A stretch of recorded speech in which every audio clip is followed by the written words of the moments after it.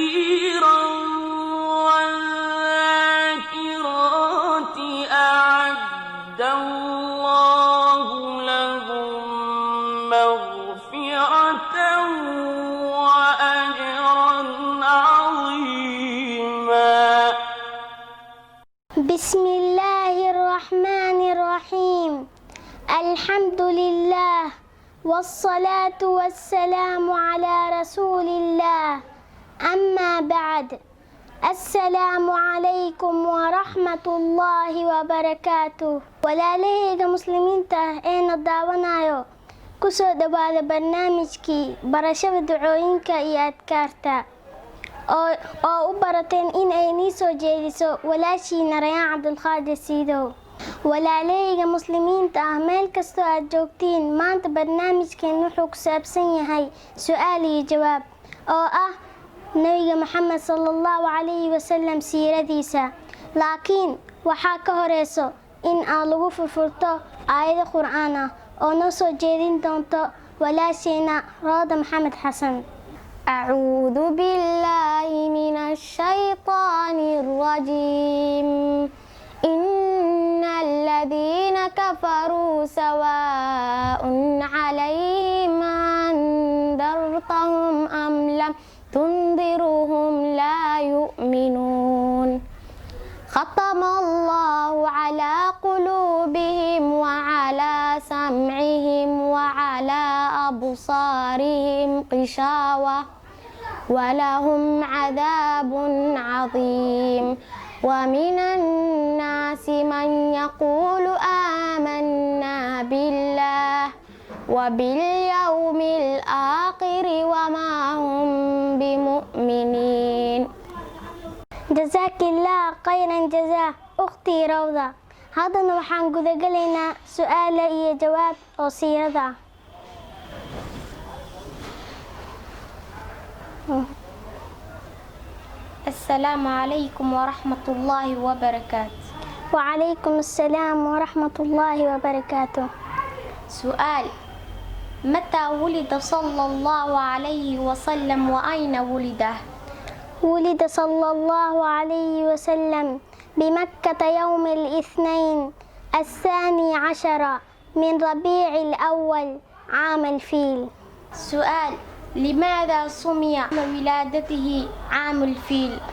جواب: وسمي عام ولادته عام الفيل لأن ملك الحبشة أرسل عام ولادته جيش إلى مكة لهدم الكعبة، وكان فيه فيل عظيم، فأهلك الله جيشا إكراما لولادة النبي صلى الله عليه وسلم.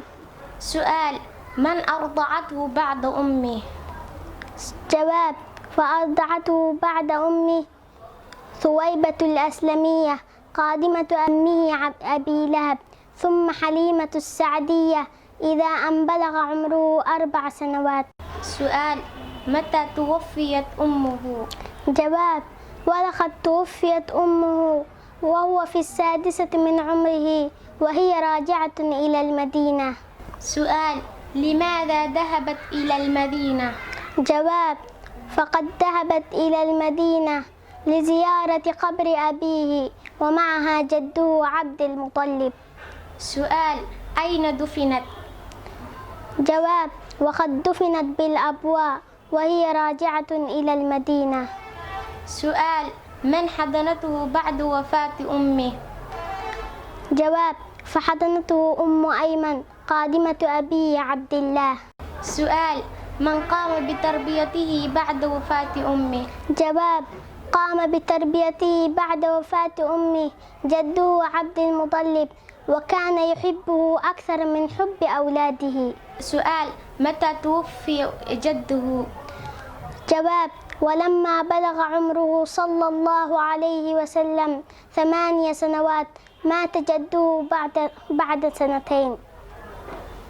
walaalaha muslimiinta ee na daawanayo, halkan waxaa noogu dhammaaday su'aalaha iyo jawaab iyo siirada nabiga Maxamed sallallahu calayhi wasallam. haddana waxaan kusoo xirxirinaynaa barnaamijkeena aayado qur'aan ah oo noo akhrin doonto walaashayna Rayaan Cabdulqaadir Siidow. أعوذ بالله من الشيطان الرجيم متاعا لكم ولأنعامكم فإذا جاءت الضامة الكبرى يوم يتذكر الإنسان ما سعى وبرزت الجحيم لمن يرى فأما من طغى وآثر الحياة الدنيا فإن الجحيم هي المأوى وأما من خاف مقام ربه ونهى النفس عن الهوى فإن الجنة هي المأوى. جزاك الله خير الجزاء أختي ريما. هذا نوحى برنامج كيني تجينا سلامة إسلامك. السلام عليكم ورحمة الله وبركاته. بذكر الله ترتاح القلوب وتنزاح المتاعب والكروب وتنزل